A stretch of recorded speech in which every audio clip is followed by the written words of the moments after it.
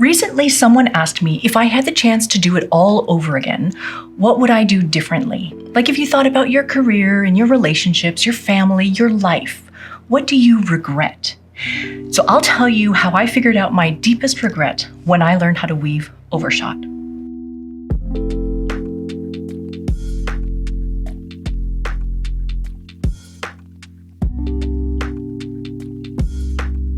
Thanks for being here. Welcome to the SweetGeorgia channel. I'm Felicia from SweetGeorgia, and this is Taking Back Friday. This is a space where we come every Friday, or mostly every Friday, and we talk about carving out time for yourself to do your own making. It's about making time for yourself and making time to do what you love to do. It's kind of reminding you about the practice of self-care. And you may have noticed that I, myself, have been absent from here for the last 2 Fridays. This past Friday, I was away on the island with 2 friends, and the goal of the weekend was really just to rest and relax and get some dedicated time to work on what we're making. And so I just want to pause and say a huge thank you to our husbands and our families for supporting us and helping us have this time. Now, a couple years ago, I spent my time figuring out how to weave croquet, and I was obsessed with that graphic nature of that style of weaving, and I wanted to learn how it worked. So I remember I brought a frame loom and some scrap yarn just to figure it out. And so this time I decided to spend that time figuring out how to weave overshot. So what is overshot? Overshot is amazing. Many years ago, I took an in-person weaving workshop, and I remember one of the students made sort of like a comment about how old weaving structures looked boring or unattractive. And the instructor said something along the lines of, you need to learn how to appreciate them. And so that has always stuck with me. So while overshot has a history of being a very popular weave structure for colonial fabrics like coverlets, you may or may not want to make a hand-woven coverlet for your house. I don't even know what a coverlet is. Is it kind of like a blanket that goes on top of a duvet or quilt or something? Is it kind of like a quilt? It's kind of like smaller than a quilt? I don't really know. I could find out what a coverlet actually is, but it goes on top of your bed, right? And if you just isolate and you look at the structure of overshot, I hope that you'll see that it is crazy cool. So I'm going to show you, this is the loom that I worked on this past weekend. And this is the Ashford table loom. It's a 16-inch or 15-inch wide, 16 inches I think it is, 16-inch wide. And it is 8 shafts. I only used 4 shafts for this particular project. You can do overshot on 8 shafts and have many, many more varieties and variations, but 4 shafts is already a lot of stuff happening and a lot of possibilities. So you can kind of see the samples that are happening here. This is not a very wide warp. It's about 6 inches wide, and just doing a couple of different tests. So I want to show you up close what this looks like, what overshot looks like. And this is just basically a warp that I put on with 10-2 cotton. This is Ashford 10-2 cotton. It's the mercerized one, so it's like a little bit shiny. And so that's what the warp is made out of. And then the warp is set at 20 ends per inch. And so in order to do overshot, you have to have 2 other weft yarns. So one of them is going to be that same yarn that is in the warp. So this is the 10-2 cotton, 10-2 mercerized cotton. And then the other one that I'm using is a 5-2 mercerized cotton. So again, this one is also from Ashford. And so the 5-2 is basically double the diameter of the 10-2 cotton. So you can see here, I've basically got plain weave going on here and here. The background of this is all plain weave. Now, overshot has this plain weave as the background or the backdrop to the cloth.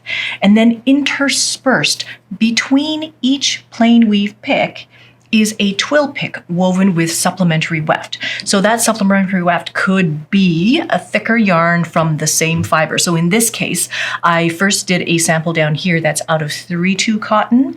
And then these ones with the aqua kind of color, this is 5-2 cotton for the supplementary weft. And then I'm using 10-2 cotton for the ground cloth. But you could use a wool yarn, like say a knitting yarn or a hand spun yarn, or maybe a hand dyed gradient sock blank yarn. So now you have this plain weave structure in the background and a twill structure happening at the same time. How crazy is that? So this technique is actually simpler than it seems. I could pick out all of the blue yarn and I would be left with perfect plain weave as the base cloth. And so that blue yarn just kind of like rides in the middle of it and just kind of sits along with everything else, but really it's being held together by the plain weave in the background.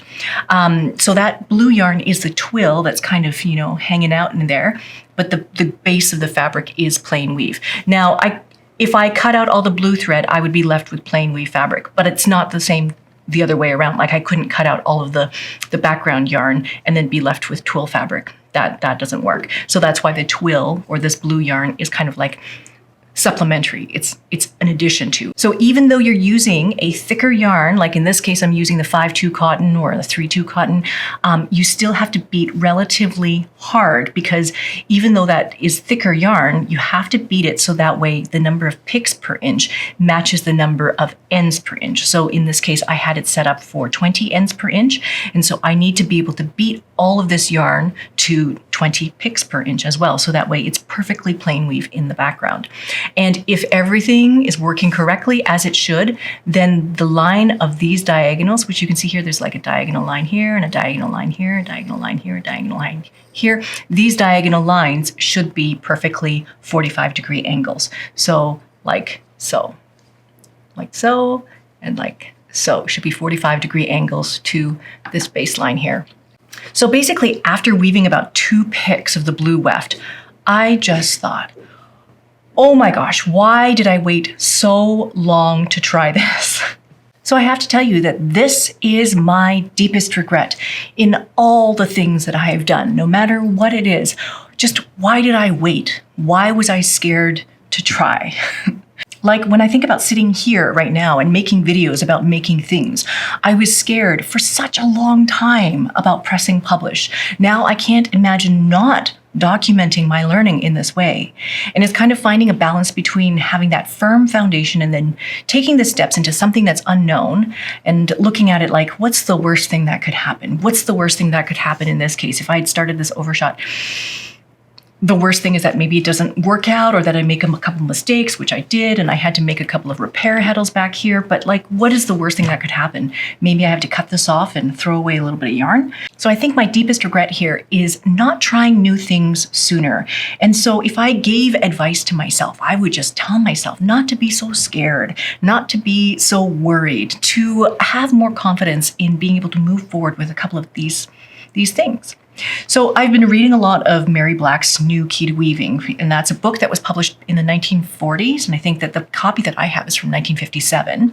And I've also been reading, Mary Atwater's Shuttlecraft textbook, and that one is like from 1920s or 1930s. And so these old writings by weaving women in the 1930s and 40s, they're amazing. There's no stroking of egos. There's no, you can do it, girl, or anything like that. There's just this very self-assured tone of just get on with it. It's not that they don't recognize how you feel or how the reader or the beginning weaver might be feeling a little bit insecure or nervous.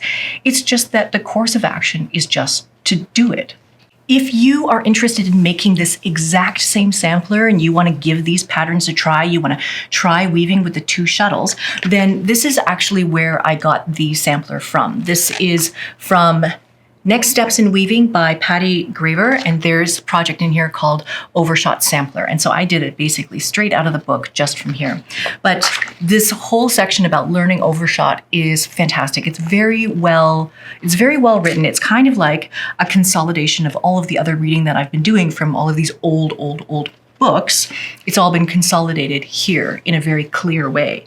But it just starts off in this first paragraph. It says, as a new weaver, you may falsely think that you need to be ready for Overshot, but you are ready now. I love that. I think that gave me confidence to go ahead.